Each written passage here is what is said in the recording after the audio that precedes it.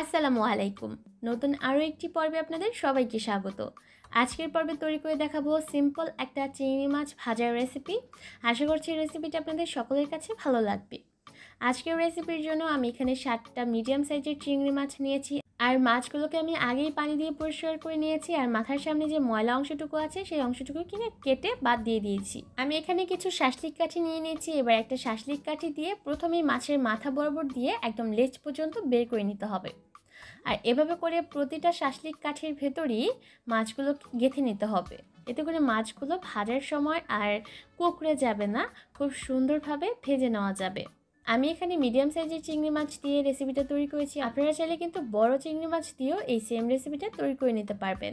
সবগুলো মাছই যখন শাসলিক কাঠি দিয়ে গেঁথে নেওয়া হয়ে যাবে তখন চলে যাচ্ছি পরবর্তী স্টেপে। তার জন্য চুলায় একটা হাঁড়ি বসিয়ে এতে পর্যাপ্ত পরিমাণ পানি গরম করে নিয়েছি। এবার এর মধ্যে দিয়ে দিলাম 3 টুকরা দারচিনি, 4-5টার মতো এলাচ, সামান্য একটু লবণ দিয়ে দিলাম, আর 1 চা চামচ দিলাম আদা রসুন বাটা, আধা চা চামচ দিলাম হলুদের গুঁড়া, 2 চা চামচের মতো দিলাম লাল মরিচের গুঁড়া। এবার এই সব কিছুকে একসাথে ভালোভাবে মিশিয়ে নিচ্ছি আর পানিটা ভালোভাবে গরম হয়ে যাওয়া পর্যন্ত অপেক্ষা করছি। যখন পানিটা খুব ভালোভাবে গরম হয়ে যাবে তখন এর মধ্যে চিংড়ি মাছগুলোকে দিয়ে দিতে হবে। যেহেতু মাছগুলোকে আমরা ভেজে নিব, তাই মাছগুলোকে আগে থেকেই সিদ্ধ করে নিতে হবে।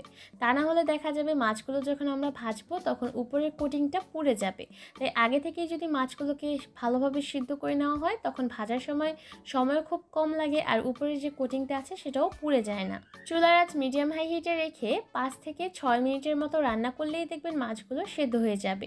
এবার এই মাছগুলোকে চুলা থেকে নামিয়ে নিব আর পুরোপুরি ঠান্ডা হয়ে যাওয়া পর্যন্ত অপেক্ষা করব।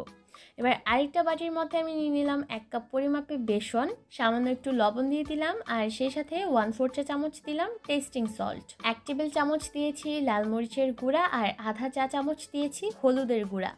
এবার শুকনো উপকরণগুলোকে একসাথে ভালোভাবে মিশিয়ে নিয়েছি, আর এর মধ্যে একটা ডিম ভেঙে দিয়ে দিলাম। ভালোভাবে ডিমের সাথে এবার বেসনগুলোকে মাখিয়ে নিচ্ছি। আর মাখানো হয়ে গেলে এবার নর্মাল পানি দিয়ে একটা ব্যাটার তৈরি করতে হবে। আমরা সাধারণত আলুর চপ বা বেগুনি ভাজার জন্য যেভাবে ব্যাটার তৈরি করি সেম কনসিস্টেন্সির একটা ব্যাটার আমাদের তৈরি করে নিতে হবে। ব্যাটারটা খুব বেশি পাতলাও হবে না, আবার একদম ঘনও হবে না, মোটামুটি পর্যায়ে থাকবে। তবে পানিটাকে একেবারে দেওয়া যাবে না, অল্প অল্প করে পানি ঢালতে হবে আর ব্যাটারটাকে মাখিয়ে নিতে হবে। আর একটু ভালোভাবে মাখিয়ে নেওয়ার চেষ্টা করবেন যাতে ব্যাটারের মধ্যে বেসনের কোনো দলাভাব না থাকে।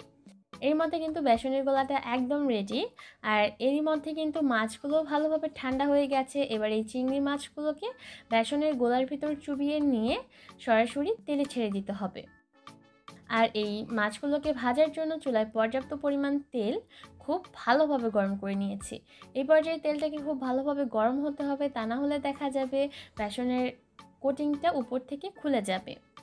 তাই চুলার আঁচ মিডিয়াম হাই হিটে রেখে প্রথমে এই মাছগুলোকে তেলের মধ্যে ছাড়তে হবে। আর যখন সবগুলো মাছই তেলে ছাড়া হয়ে যাবে তখন চুলার আঁচটাকে আমি মিডিয়ামে করে দিব। আর মিডিয়ামে করে দিয়েই এই মাছগুলোকে ভেজে নিতে হবে। যেহেতু মাছগুলো আগে থেকেই সিদ্ধ করে নিয়েছি তাই খুব বেশি রান্না করার প্রয়োজন পড়বে না। 8 থেকে 9 মিনিটের মতো রান্না করলেই দেখবেন এই পাকোড়াগুলোর মধ্যে সুন্দর একটা রং চলে আসবে। চুলার আঁচ একদম বাড়িয়ে দিয়ে মাছগুলোকে ভাজতে যাবেন না, এতে করে দেখবেন উপরের অংশে খুব তাড়াতাড়ি রং ধরে যাবে। আর মাছগুলো ভাজার পর এর উপরের লেয়ারটা তেমন একটা ক্রিস্পি হবে না। তাই চুলার আঁচ মিডিয়াম হিটে রেখে এই মাছগুলোকে ভাজতে হবে। দেখবেন তাহলে উপরের লেয়ারটাও খুব বেশি মুচমুচে হবে, আর এই মুচমুচে ভাবও অনেকক্ষণ পর্যন্ত বজায় থাকবে। এর মধ্যে কিন্তু মাছগুলো ভাজা হয়ে গেছে। এবার এই মাছগুলোকে আমি চুলা থেকে নামিয়ে একটা স্ট্রেনের উপর নিয়ে নিব। এতে করে দেখবেন এক্সট্রা তেলটা ঝরে যাবে। একদমই অল্প কিছু উপকরণ দিয়ে আর খুবই অল্প সময়ে ঝটপট কিন্তু আপনারা চাইলে এই চিংড়ি মাছের রেসিপিটা ঘরেই তৈরি করে নিতে পারবেন। দেখবেন ছোট বড় সকলের কাছেই ভালো লাগবে।